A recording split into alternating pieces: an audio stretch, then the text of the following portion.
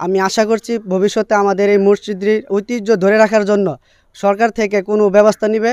এই মসজিদের স্মৃতিটা ধরে রাখার জন্য সরকার এটা তদন্ত করে যেভাবে এটা টিকে রাখা যায় বা প্রয়োজনে যদি এটা আপনার একটু সলিউশন করতে হয়, মেরামত করতে হয়, ওইভাবে করে দেব।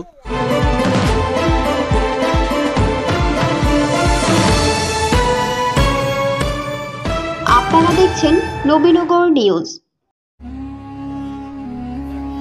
ইট সুরকিতে তৈরি 400 বছরের পুরনো মসজিদ, 4টি মিনার ও একটি গম্বুজের মসজিদটি যেন এক শিল্পকর্ম। খিলানের উপর মসজিদের দেয়াল জুড়ে লতাপাতা আর ফুলের নকশি যেন গ্রাম বাংলার কারুকার্য। অপূর্ব শৈলীর এই মসজিদটির অবস্থান নিরিবিলি এক গ্রামে। গ্রামের পথ দিয়ে হেঁটে যাওয়া পথিকদের একবার না একবার থামতে হয় মসজিদটির সামনে। এর নির্মাণ শৈলীতে মুগ্ধ না হয়ে উপায় নেই। ব্রাহ্মণবাড়িয়ার নবীনগর উপজেলার সদর থেকে প্রায় 15 কিলোমিটার দূরে আহমদপুর গ্রামে এই মসজিদের অবস্থান। সবুজ শ্যামল গ্রামটিতে পাখপাখালির পূজন ছাড়া নেই তেমন কোনো কোলাহল। এই গ্রামের চৌধুরী পাড়ায় স্থাপিত 400 বছরের এই মসজিদটি দৃষ্টিকারে সবার। এলাকার মানুষের নামাজ পড়ার সুবিধার্থে 1639 সালে মসজিদটি নির্মাণ করেন আহমদপুর গ্রামের সম্ভ্রান্ত চৌধুরী পরিবারের প্রয়াত সালেহ আহমদ চৌধুরী। তার নাম অনুসারে তৈরি মসজিদটি এলাকায় সালেহ আহমদ চৌধুরী জামে মসজিদ নামে পরিচিত। এত বছর পর এখনও ঐতিহ্যের প্রতীক হয়ে দাঁড়িয়ে আছে 400 বছরের পুরনো এই মসজিদটি। সরেজমিনে গিয়ে দেখা যায় আনুমানিক 10 শতক জায়গায় তৈরি মসজিদটির পশ্চিম পাশে আছে বিশাল এক পুকুর।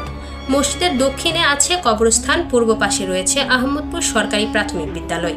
এছাড়া মসজিদের বিভিন্ন কারুকাজে নির্মিত নানা রকম নকশা সবার নজর কাড়ে, যার সৌন্দর্য দেখার জন্য এখনো দূর দূরান্ত থেকে দর্শনার্থীরা ভিড় জমায়। মসজিদটি নামাজের জন্য স্থান সংকুলান না হওয়ায় স্থানীয়দের সহযোগিতায় মসজিদ কমিটি 2001 সালে পূর্বের মসজিদটি অক্ষত রেখে এর সামনে নতুন মসজিদ ও আধুনিক অজুখানা নির্মাণ করেন। স্থানীয় মুসল্লিরা জানান, ইতিহাস ঐতিহ্যের ধারাকে লালন করে দাঁড়িয়ে আছে দৃষ্টিনন্দন প্রাচীন সালেহ আহমদ চৌধুরী জামে মসজিদটি। এটি প্রায় 400 বছর পুরনো মসজিদ, তাই আতঙ্কের মধ্য দিয়ে আমাদের নামাজ আদায় করতে হয়। এটা অনেক পুরানা মসজিদ। আমরা বাপ দাদারা নামাজ পড়ছে, আমিও নামাজ পড়তেছি। এখন আমরা খুব আতঙ্কের মধ্যে আসছি ভূমিষ্ঠ নিয়ে। কোন দিন দশা পরে এটার ব্যাপারে সরকারের কাছে আমরা বিশেষ আবেদন যাতে এটার একটা সুব্যবস্থা করে দেয় আমাদের। স্থানীয় বাসিন্দা মোহাম্মদ মুরাদ চৌধুরী জানান, প্রায় 400 বছরের মতো এই মসজিদের বয়স। আমাদের পূর্বপুরুষেরা এই মসজিদে নামাজ আদায় করেছেন, বর্তমানে আমরাও নামাজ আদায় করছি। মসজিদটি সরকারি উদ্যোগে সংস্কার করে সংরক্ষণ করা গেলে আমাদের ভবিষ্যৎ প্রজন্ম এই মসজিদে নামাজ আদায় করতে পারবে। আমাদের এই মসজিদটি 1639 সালে সালেহ আহমদ চৌধুরী এই জায়গাতে নির্মাণ করেছিলেন। এখন প্রায় 400 বছরের মতন এই মসজিদটির বয়স। আমরা চাচ্ছি এই মসজিদটি টিকে রাখার জন্য যেন আমাদের ভবিষ্যৎ প্রজন্ম এই মসজিদে নামাজ পড়তে পারে। আমাদের বাপ দাদা, আমাদের পূর্বপুরুষরা এই মসজিদে নামাজ পড়েছিলেন, আমরাও পড়তে পারছি। আমরা চাই আমাদের ভবিষ্যৎ প্রজন্ম যেন এই মসজিদে নামাজ পড়তে পারে। মসজিদের বর্তমান ইমাম ও খতিব হাফেজ মাওলানা জাকারিয়া আহমেদ বলেন, আমি কিছুদিন আগে থেকে এই মসজিদের ইমাম ও খতিবের দায়িত্ব পালন করছি। আমি এসে শুনেছি এই মসজিদের প্রায় 400 বছর হয়ে গেছে। এটা শুকরিয়া আদায়ের বিষয়, আলহামদুলিল্লাহ। এত পুরনো একটি মসজিদে ইমামতি করতে পেরে আমি নিজেকে ধন্য মনে করছি। আল্লাহর এই গড় 400 বছর হয়ে গেছে, এটা শুকরিয়া আদায়ের বিষয়। সেজন্য আমি শুকরিয়া আদায় করি আলহামদুলিল্লাহ রাব্বিল আলামিন।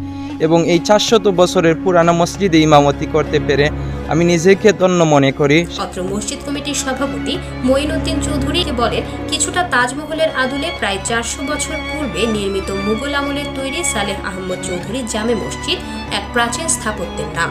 ধর্ম মন্ত্রণালয়ের তথ্য মতে এই মসজিদটি ব্রাহ্মণবাড়িয়া জেলার সর্বপ্রথম মসজিদ।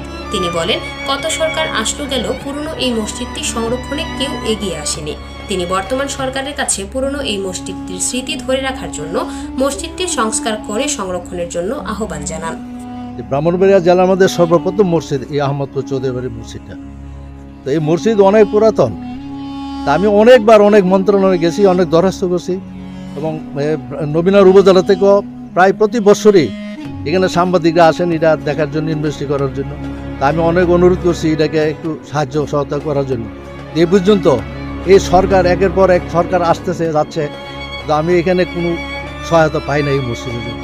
আমি সরকারের কাছে চাচ্ছি, অনুরোধ করছি, এটা যেহেতু আজকে 400 বছর, প্রায় 400 বছর পূর্বের একটা মসজিদ, এই মসজিদের স্মৃতিটা ধরে রাখার জন্য সরকার এটা তদন্ত করে যেভাবে এটা টিকে রাখা যায় বা প্রয়োজনে যদি এটা আপনার একটু সলিউশন করতে হয়, মেরামত করতে হয়, ওইভাবে করে দেও। আর নতুবা এটা আমরা ভাঙ্গা করার জন্য চেষ্টা করব। নবীনগরের আহমদপুর থেকে ঘুরে এসে নিজস্ব প্রতিনিধি কাউসার আলমের পাঠানো তথ্যচিত্রে নবীনগর নিউজ।